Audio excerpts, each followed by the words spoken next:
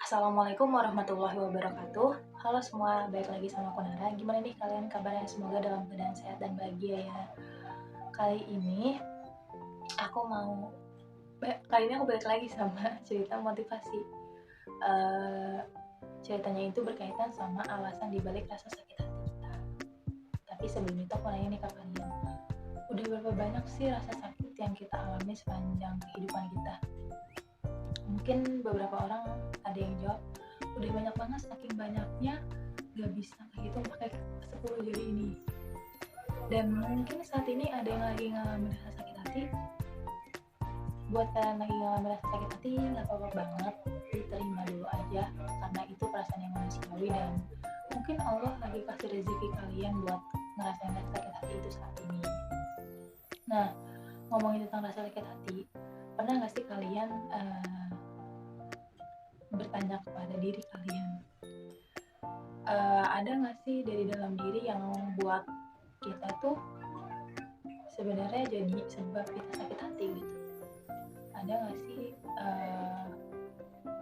sebenarnya alasan dibalik banyaknya alasan yang buat kita sakit hati, sebenarnya kita tuh juga bisa jadi pemicu sakit hati nggak sih? Nah, beberapa orang dan aku juga pernah ngelakuin itu, kita sama-sama pernah ngelakuin. Kita saat itu nggak sadar kalau sebenarnya rasa sakit hati itu bisa kita picu dan kita sebabkan karena diri kita sendiri gitu. Ini kan diri kita ya, kita yang ngalamin rasa sakit hati, berarti kita yang punya diri kita kan. Berarti kan kita harusnya bisa ngontrol diri kita. Kalau kita sakit hati ya berarti kita gitu loh yang membuat rasa sakit hati itu muncul. Tapi saat itu kita saat itu kita bukannya sadar buat berusaha mencoba menjadi sakit hati gitu. Tapi saat itu kita nggak sadar kalau saat itu kita gitu yang buat si rasa sakit hati itu muncul. Kayak contohnya misal kita tahu nih dia ada main belakang sama yang lain, tapi kita pura-pura nggak tahu, kita tutup mata, tutup telinga, dan berharap kalau nanti dia bakal lebih baik sama kita atau bakal lebih setia sama kita. Aku nggak tahu sih ya ujungnya kayak gimana, tapi kan kita ngomongin tentang rasa sakit hati ya, tetap aja kita ngalamin yang namanya rasa sakit hati itu ketika kita tutup mata sama tutup kuping. Kita sama-sama ngalamin rasa sakit hati dan kita yang buat saat itu tuh kita yang buat kalau kita tuh sakit hati. Kalau misalnya memang kita sadar, kita saat kondisi itu kita sadar gitu ya, kita kan pasti nggak tutup mata dan tutup kuping kan. Kita lebih bisa ikhlas dan nerima kondisinya, dan ya udah kita sakit hati tapi nggak dalam masa yang berkepanjangan kayak nunggu dia setia sama kita gitu. Nah, dari kondisi itu kan udah buktiin banget ya kalau kita yang jadi sebab sama pemicu dari si rasa sakit hati itu gitu. Dan bisa juga kita yang buat rasa sakit hati itu sebenarnya. Nah, aku berharapnya setelah kita dengar cerita yang bakal aku ceritain ini, kita sama-sama mereminder diri kita kalau sebenarnya rasa sakit hati itu bisa muncul ya karena kita yang buat gitu loh, kita yang buat dan kita yang membuat yang ya sebenarnya bisa juga kata Allah ya. Nah, aku berharapnya kita bisa lebih bijak lagi buat menyelesaikan rasa sakit hati dalam diri kita. Nah, langsung aja ke ceritanya. Jadi di sebuah kota itu ada sebuah museum. Lantainya terbuat dari ubin marmer dan di tengah-tengahnya itu terdapat sebuah patung.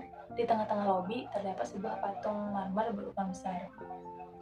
Beberapa orang dari penjuru dunia hadir untuk melihat keindahan si patung marmer tersebut.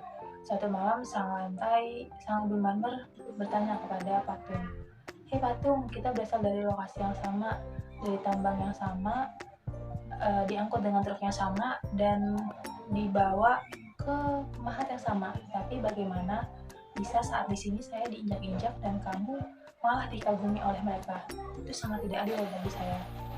Kemudian sang patung marmer menjawab, hai temanku Ubin, ingatkah engkau ketika kita diletakkan berdampingan di ruang kerja sang pemahat ketika masih dalam kondisi berbentuk balok marmer?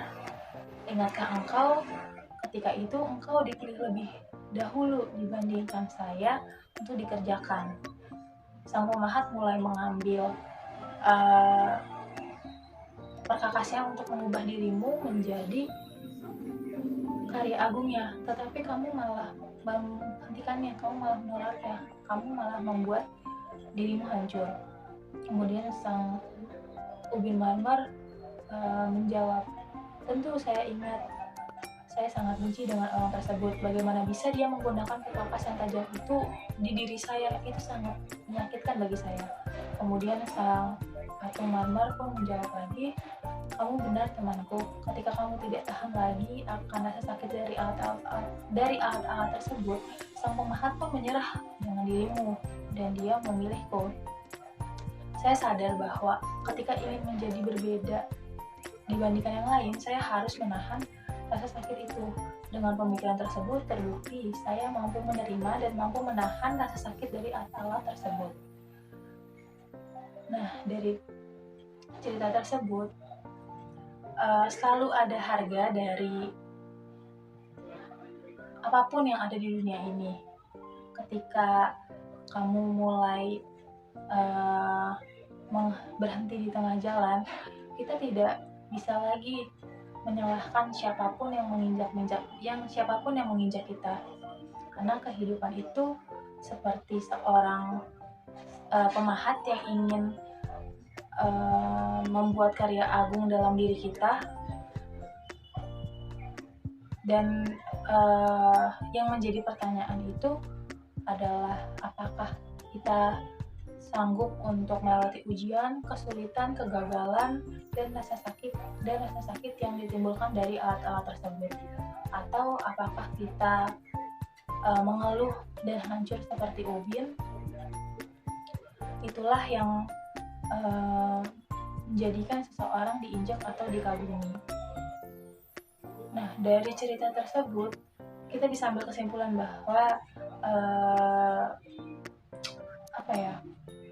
kita sudah dikasih jalan untuk bisa menjadi berkilau, bisa menjadi patung marmer tersebut, tetapi kita berhenti saat itu juga dan tidak mau berusaha lebih lanjut dan malah memikirkan rasa sakit yang teramat dalam, sehingga kita tidak bisa menjadi sesuatu seperti si patung marmer tersebut. Padahal jika kita bisa lebih sadar lagi dan tidak membesar-besarkan rasa sakit itu, kita bisa menjadi seperti si patung marmer yang dikagumi oleh banyak orang. Sekian dari saya, kurang lebihnya mohon maaf. Wassalamualaikum warahmatullahi wabarakatuh.